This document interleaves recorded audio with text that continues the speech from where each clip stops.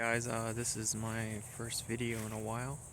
I just wanted to kind of explain like the benefits of nature and being able to like think when it comes to trading, investing, business, anything like that. It's always good to have a place to go to, or just in life in general, just to be able to sit back and reflect,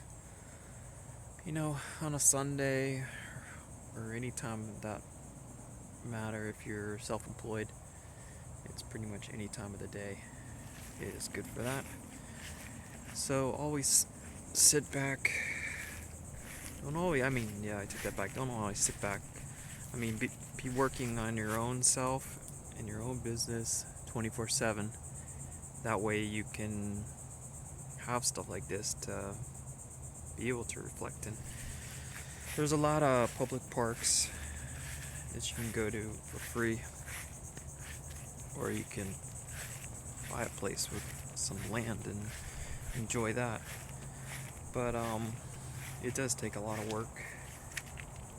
If you have a big yard and stuff like that, it does take a great deal of work. But so I'm just enjoying my Sunday out here. Weather is decent, nice and not too hot, not too cold kind of thing. You can hear the crickets and the other insects. I don't know what kind of insects they are, but they're out today. And I'm out here. They're just people playing golf, relaxing kind of sport. And yeah, always try to reflect on things in life. That we can go back to doing the best you can in business, investing. That way you continue to do it. So this is my little section here. I want to eventually turn into a garden or something like that. Let me walk back here. And yeah, you just want to learn how to reflect on things in life and make the best of them. So I'm gonna go inside here, walk by the pool. Eventually I have an idea of doing some cribs thing. That'd be pretty cool. I don't have much of a crib to show you. But yeah, always learn how to reflect on life. That way you can keep doing what you're doing. It's really odd that you get golfers out here. Sometimes they go into my yard and you lose that train of thought. Which just happens like that. So these are my little collection, different seeds and stuff like that. But yeah, so always try to when things are going bad in life, you always want to try to get hold of the situation by just reflecting on those problems. Not the problems, but just go back to when times are good. That way you can assess how they were, and so you can keep them going. So it just happens to be it's a busy day out here. It's on Sundays out here in the golf course, it's always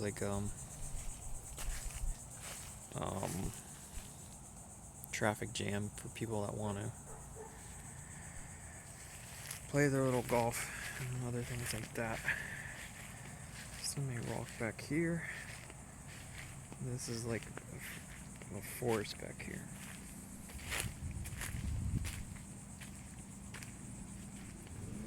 Eventually have to get a hold of and fix. But I like the way it is. Yeah. You can see all the mangoes and stuff back there that are just sprouting up. Just crazy. I've never been able to get rid of a lot of this stuff. I've trimmed it back, but it's just got out of control. Out of control. So, I think I'm gonna take a walk. I would walk with you guys over there. I don't want to scare the golfers away.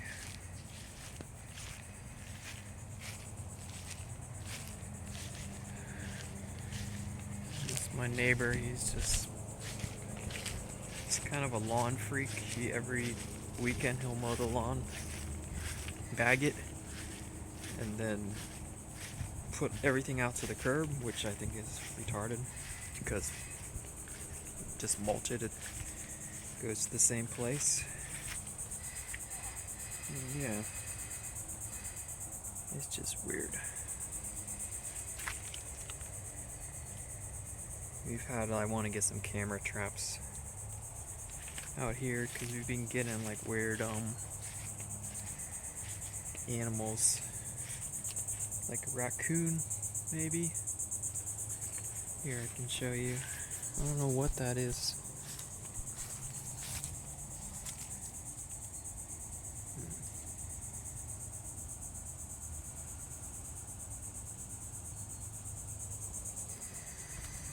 It's just a raccoon out here messing with things.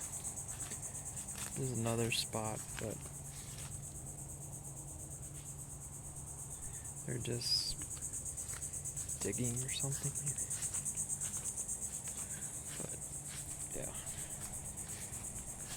I'm trying to put videos out every day, and this is kind of really not the greatest because sometimes you don't have a lot to talk about. But you know, on great sunny days like this, always try to reflect on where you want to go in the future. That way you can kind of Zen state, just build up on that, and that way you can keep improving. But next week, this week, I'm gonna have a review of a few things like Lending Tree. I haven't had the chance to send that in to get that started, but I can go in there. It's gonna be more of an introductory on Lending Tree, Lending Club, not Lending Tree. Kind of like mostly just explaining the rates, like what I think of the rates and stuff like that. I think it's really good, like stuff like that. If you want to get more out of bonds, credit, it's a good way to go because if you don't have a lot of time, like I don't, if you have a child or just a busy life and you don't want to get into the market and have other options, it's a good way to go. I always had an idea like even keeping some in bonds if you're all risk adverse. You can't be all risk all the time. You're just setting yourself up to failure completely, 100%. I took a lot of hits since January, even since October. It was an upward rise from last year, from all the way up into July, and then just kind of screwing up downhill because I just had too much going on with my life and not paying attention, which always gets you. So I'm changing that, and I'll go back into that stuff, but I've always had the opinion like having more. If you have a ton of risk, you gotta have a lot of safety to cover yourself. Like if you screw up in your risk part, you can always come back, take some of that little bit of that safety out and then rebuild. That's the thing, is a lot of people don't make it far enough. They have so much risk, 100%, and they fail completely. It's like I'm trying to get through that hurdle, trying to get to a certain point, and then, but it's so hard to break out of that. That's why you only see like 3 or 4 good traders, or they're just a handful of guys out there that really can do it, because majority of people, they're gone.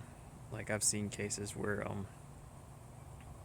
back in 05 or 08, I was talking to this one firm, this one guy, and I don't even think he's there anymore. It's just like you hear about them one day and they're gone the next. That's why you shouldn't latch on to people that are giving you all this advice. So don't do that. So like I was saying, going back to my spiderweb theory, just, you can be 100% risk at some point, but you always gotta have safety no matter what. As something to back you up in case something bad happens. Always investment firms will always say, oh, why aren't you 100% in the market, blah, blah, blah, blah, blah. Well, there's a reason why that. If you're in too much risk, then it's good to diversify, not into the market, but into stuff that's safe. That way you can rebound like a phoenix from the flames, kind of a thing. Back, reposition yourself.